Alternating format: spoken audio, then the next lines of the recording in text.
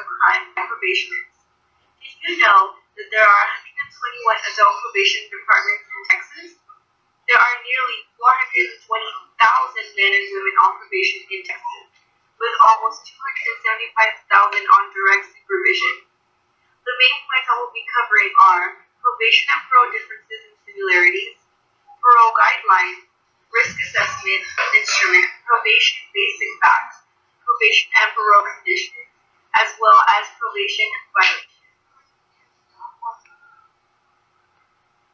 Differences between probation and parole. Probation occurs prior to and often instead of jail or prison time, while parole is an early release from prison. Similarities of the two. Both are concerned with the defendant breaks the bad habit of behaviors that cause them to break the law, as well as both are alternatives to incarceration and both are supervised and expected to follow certain rules and guidelines. Parole guidelines. Risk and need assessment instruments with a moderate level of accuracy can predict who is at risk of violent reoffending. According to these instruments, measure an individual's likelihood for future offending based on data and information collected during the assessment. Probation facts. 80% of these individuals on direct supervision for a nonviolent offense make up 28% of all Texas probationers, with men making up the remaining 72%. Community supervision along with drug treatment programs cost an average of $3,908 per client per year, far less than a prison term, which is $18,538 per year. Probation and parole conditions.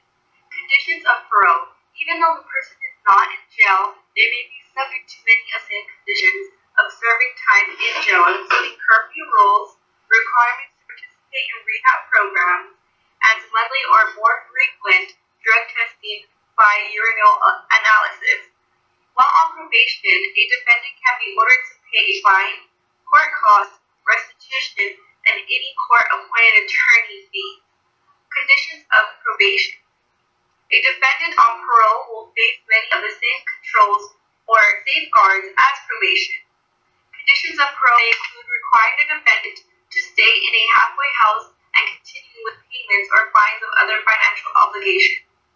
Instead of a probation officer, a defendant on parole usually reports to a parole officer.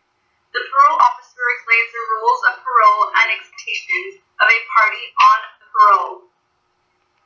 As with the regular probation, if a defendant fails to comply with his parole conditions, then the parole officer could file a report with the parole board. The parole board may, based on the defendant's behavior while on parole, order the defendant return to prison to finish the balance of his sentence. Probation violation. If a defendant fails to comply with his parole conditions, he could be brought before the board to decide on appropriate consequences. The board can revoke a defendant's parole and order the defendant return to prison to finish his sentence. The board can also reinstate a defendant on parole and then allow him to continue on parole. A defendant doesn't have the option of a jury trial.